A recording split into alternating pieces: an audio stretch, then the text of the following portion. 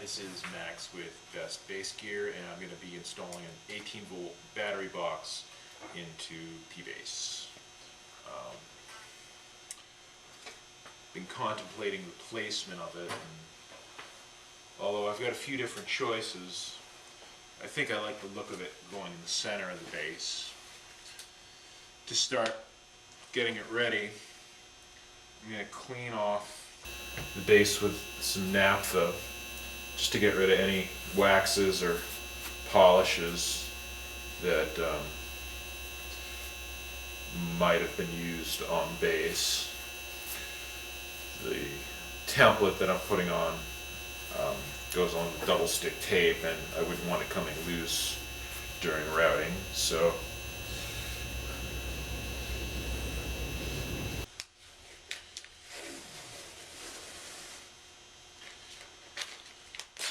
start off with, I like to use a piece of vinyl transfer tape, which you can get from your vinyl sign professional in your area.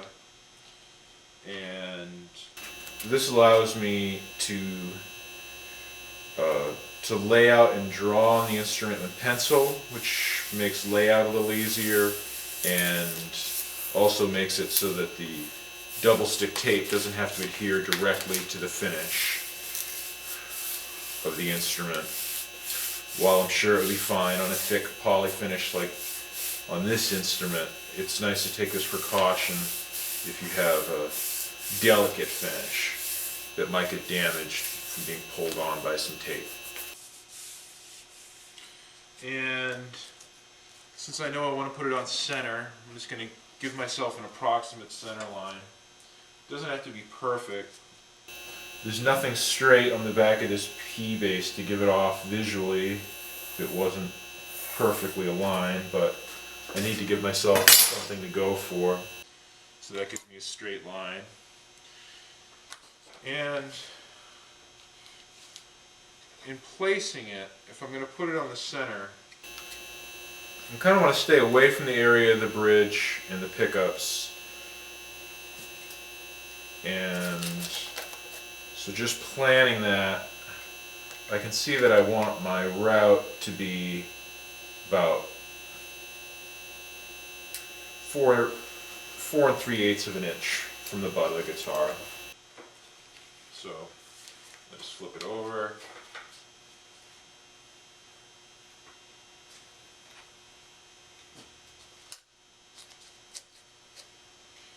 Give myself that 4 3/8 mark. That's exactly where I'm going to place my template edge, running that way. To make it easier for myself, I'm going to use a protractor to draw a line that's 90 degrees to the center line.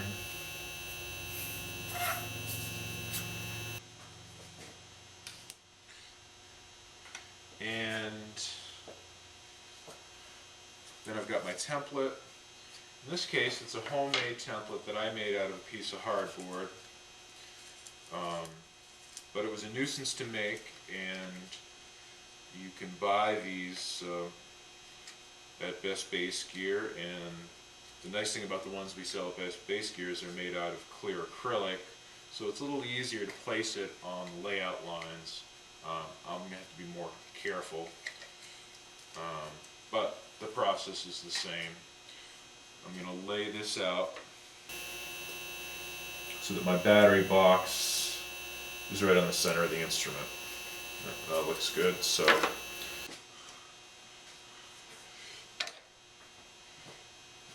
got my double stick tape. Be nice and generous with this.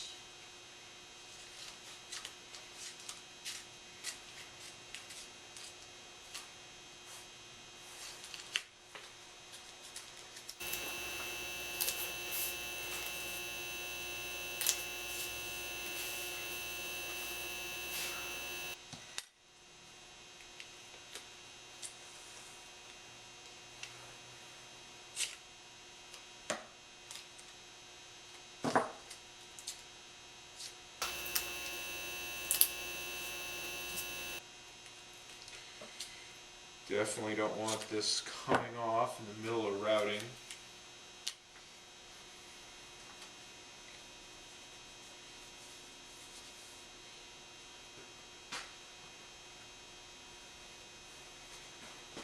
Make sure it's well stuck down.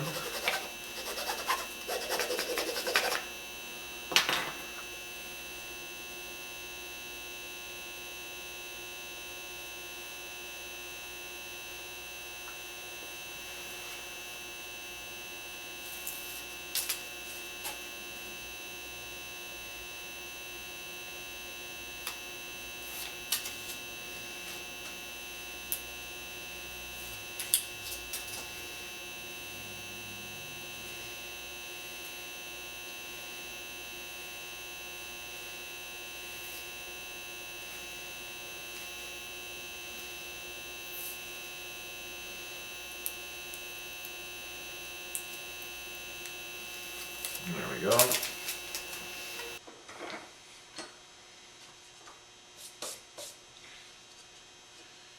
Just as centered and squared as I can get it on there.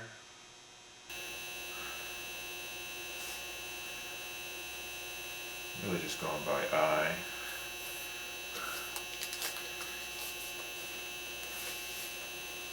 Make sure it's stuck.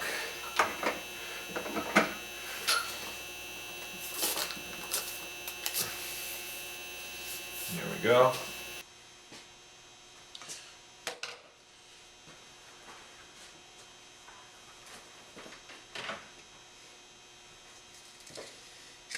I'm going to use a router with the standard bearing top router bit that luthiers usually use. Same type that they sell at the lutherie supply stores. This particular one is one that takes only a 1/4 inch of a depth cut.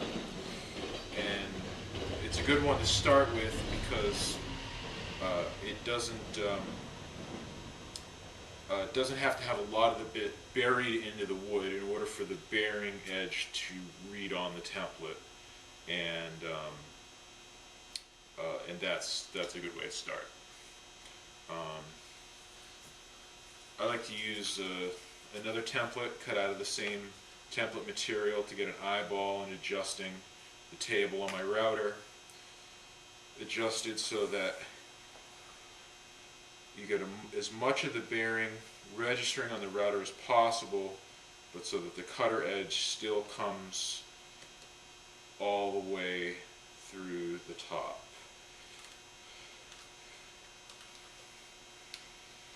And just so that I'm not just completely dropping the router in completely by itself, I'm going to do a couple of relief drills.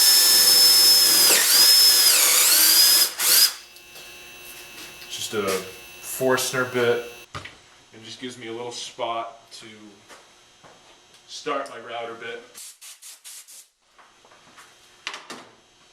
And that'll make it a little easier.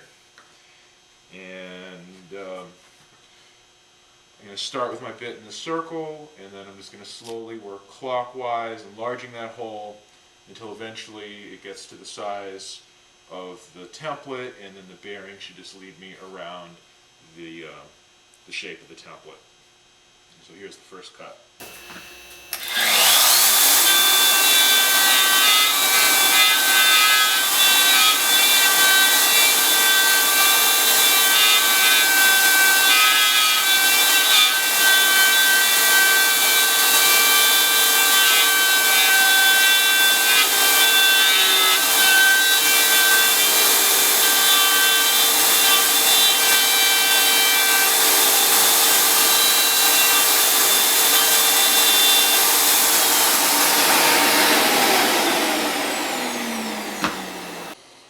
So there's the first cut, and again I like to use another template cut out of the same material.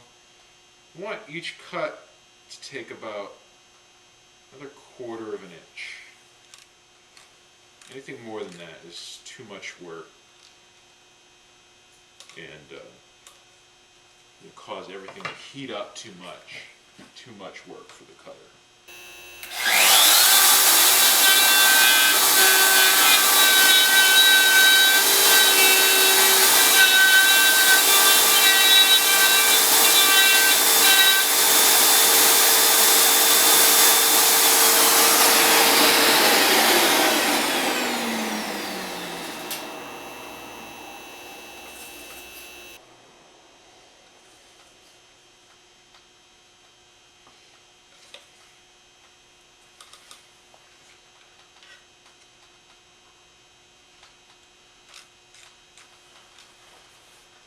It's quite a bit of depth to these battery boxes, so I've got a long way to go.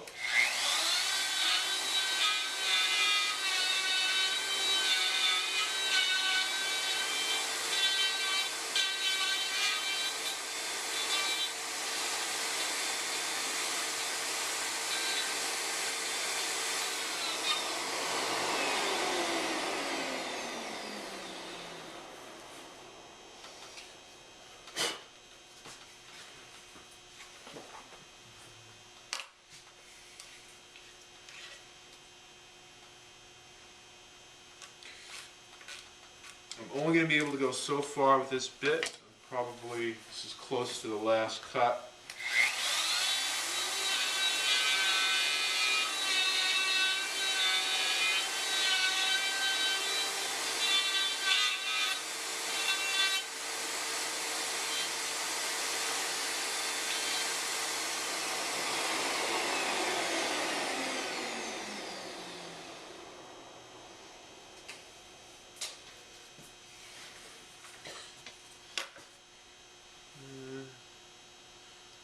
Go just a little bit farther.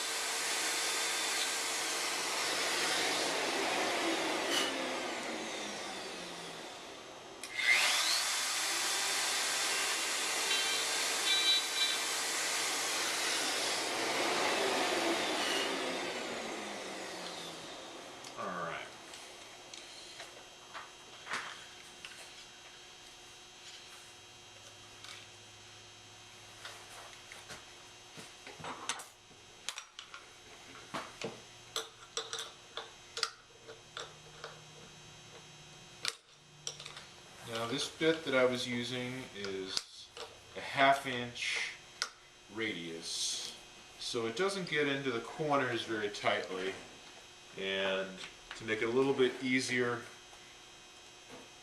fit for mounting the battery box, I'm going to put in a smaller 3/8 radius, and I'm just going to go back over what I just did, but just pushing the radius into the corners a little bit farther.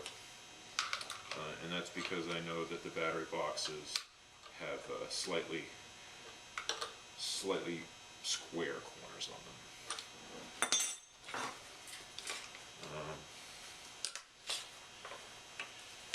Same thing, the first cut, adjust it so the cutter is just coming through the surface.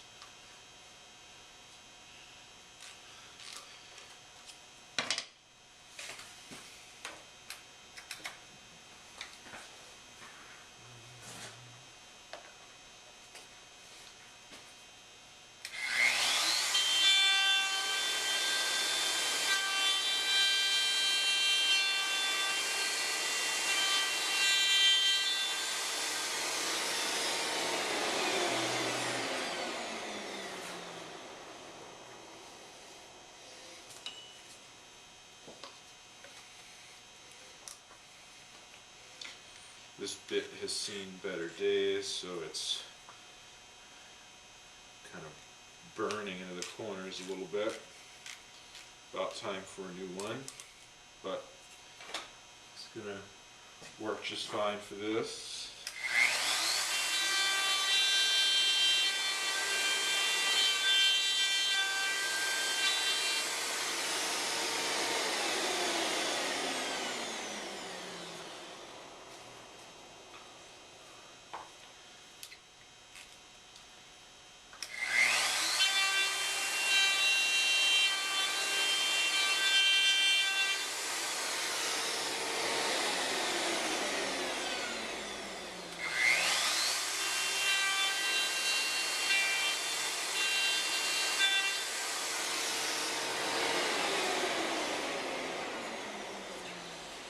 There. Now I've got slightly square corners that I had. I'm going to change over to my next and last bit.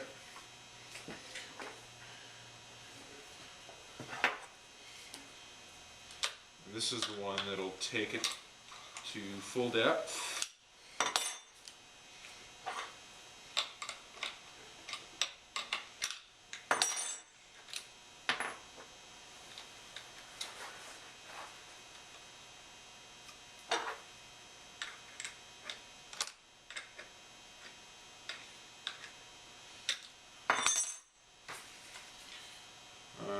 Same type of bit, but now it's just an extra long one for these extra long routes.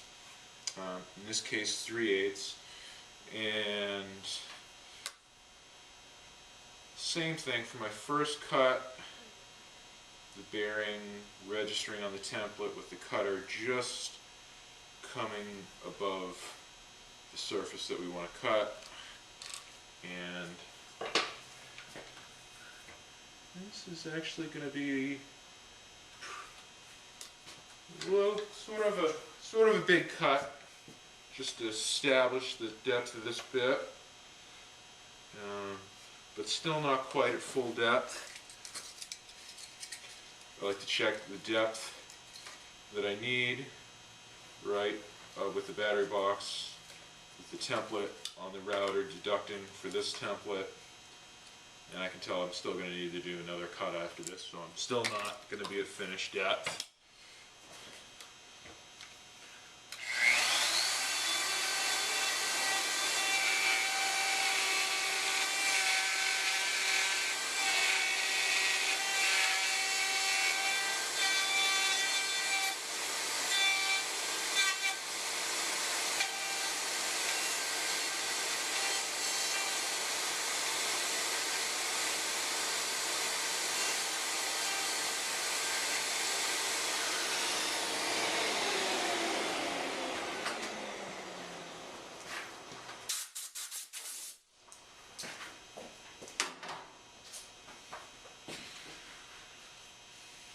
Okay,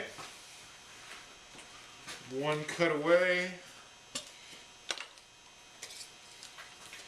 I want it just deep enough so that the template on the router base, holding my battery box, with the tip of the carbide cutter just comes to the lip on the battery box, airing slightly on the side of it being too deep, just so that you don't have, because you wouldn't want it to be sticking up a little bit. If anything, you want just a little, but I mean just a little deeper than you actually want it.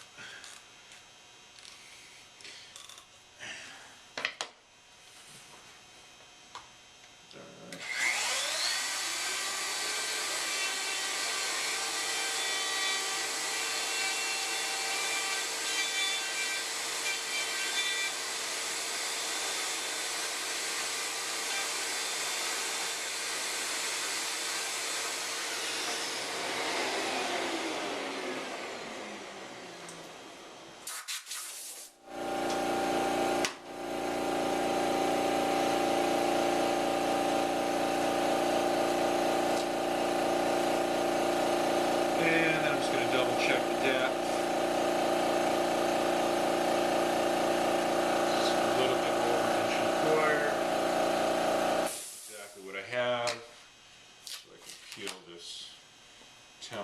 off of here, and my vinyl transfer tape.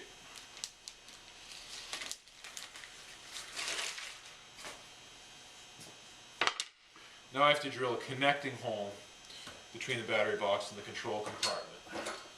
So, you're going to want to get the controls out of the way so that they don't get damaged by the incoming drill bit.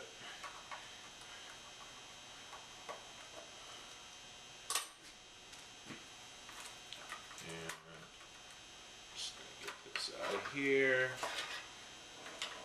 Let me take my battery off because we're going to be moving that anyway.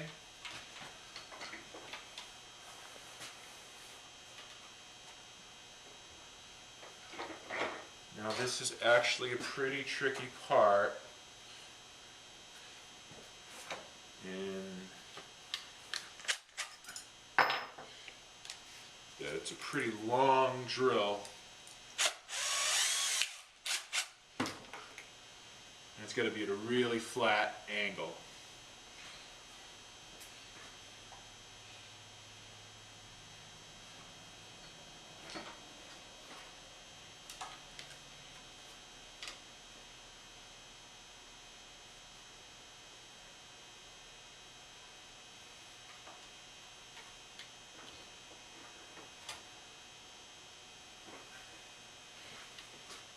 Rather than come in straight like this, because I'd have to get all the way over to the control cavity here, I'm going to angle it over this way a little bit. It's a little bit short of the drill, and it also lets me lean the drill over because then I can work it way back to the corner like this when I'm leaning it over. And I want to start the drill bit in a spot that's advantageous for the wires that need to exit the cavity. Won't be able to start it really exactly where they ought to be, but pretty close.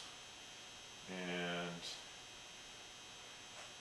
I'm going to start high up on the wall so by the time I come out in the cavity I don't run the risk of coming out the front of the instrument.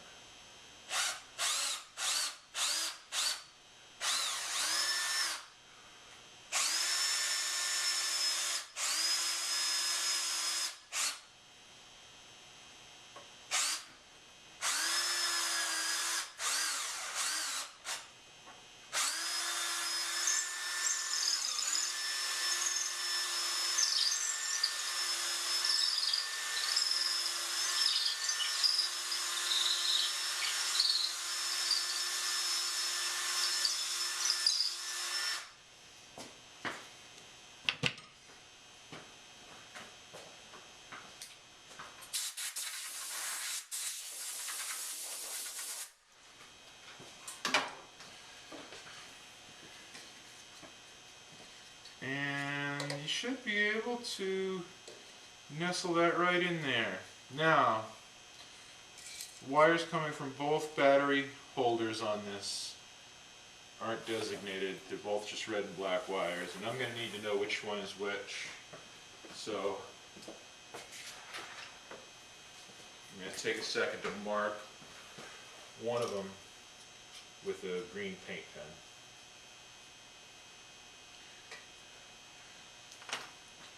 Which does a pretty good job of marking these dark colored wires. And I'm just going to feed them into the control cavity.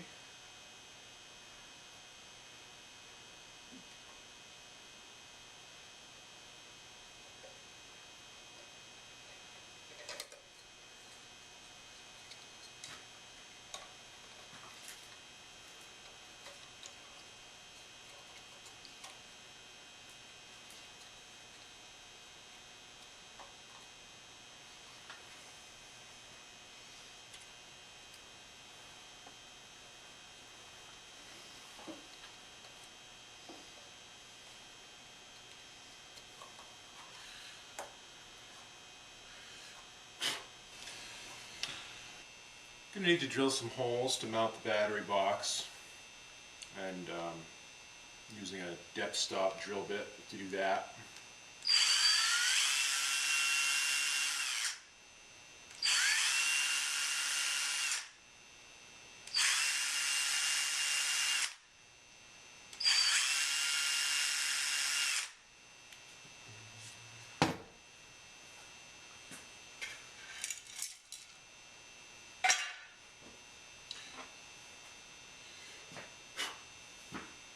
And I'm going to get each one of the screws ready by rubbing it with a little bit of soap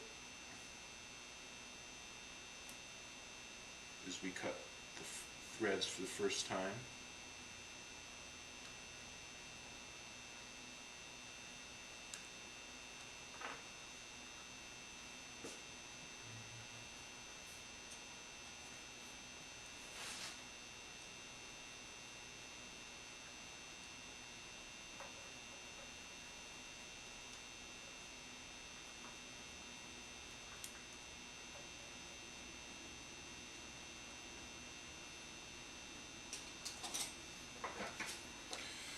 Now we're going to flip this over.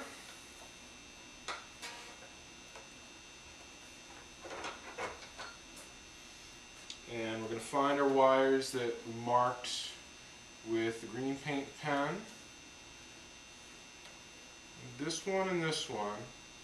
I'm going to take one of these and mix it with one from the other set. So one with green paint on it, one that doesn't. And then you make these wires together.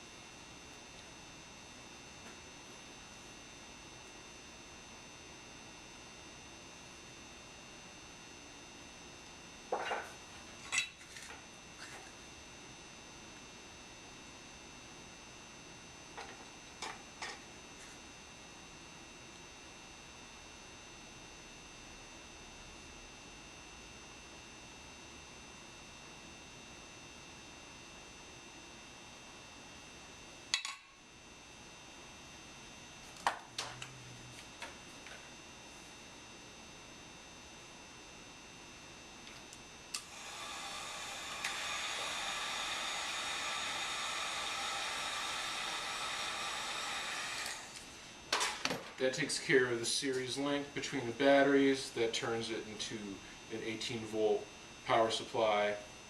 And then we can just take the black wire from the battery compartment and get it ready to be soldered. Just like that. And then we're going to go over to the jack where the old 9-volt battery clip is hooked up. We're just going to disconnect that.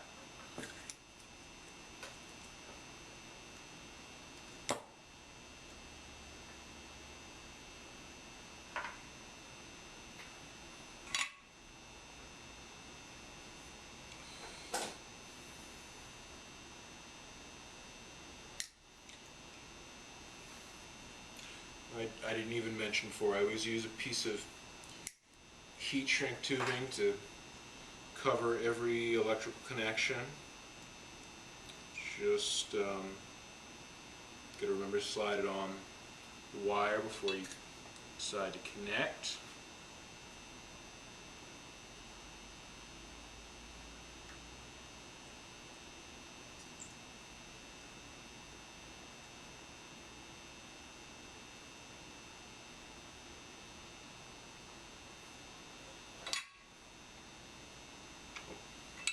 Slummy. Wrong wire.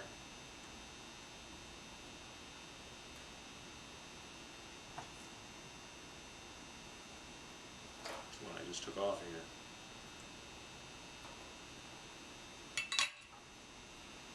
What I meant to do was this.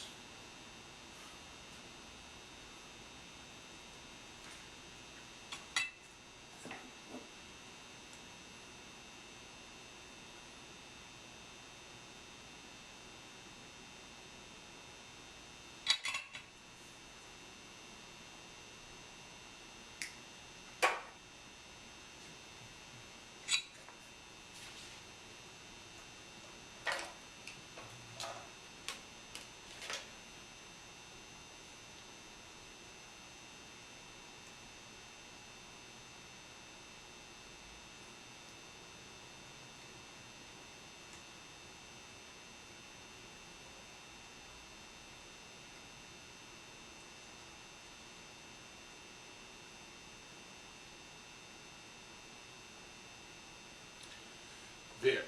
That takes care of the neutral connection from the battery to the jack. That's how the preamp gets turned on and off, is when you insert the plug to the jack to play the bass. It grounds the battery and turns it on.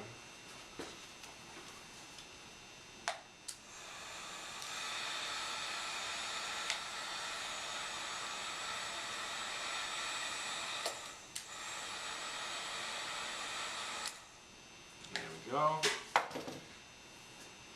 And then after that, the only thing that's left is the hot lead from our new 18-volt power supply. And I'm just going to get that ready to be made. Twisting it up a little bit. And then on the preamp, I'm just going to cut off the old 9-volt tab, strip a little bit of wire back,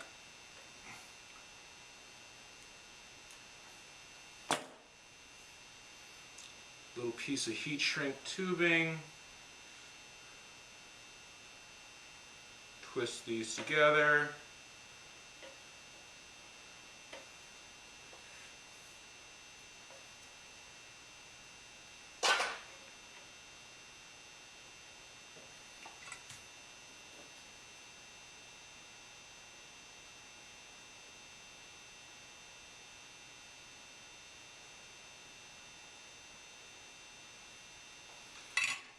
go.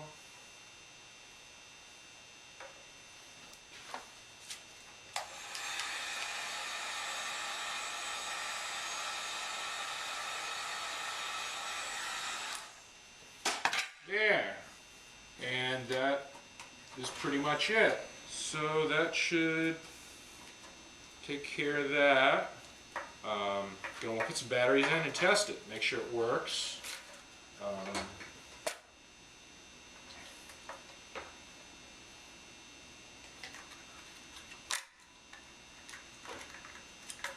Couple fresh 9 volts here.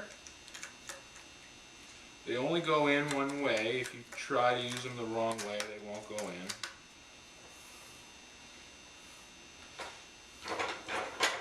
And by now it should work. And it does.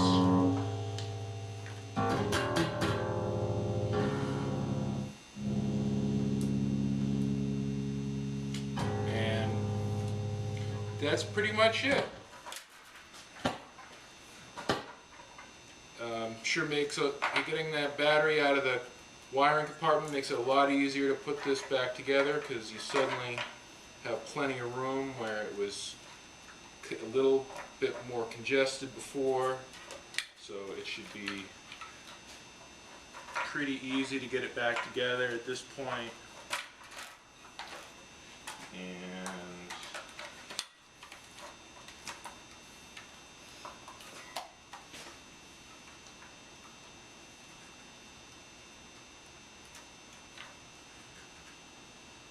make sure there's nothing's getting pinched off.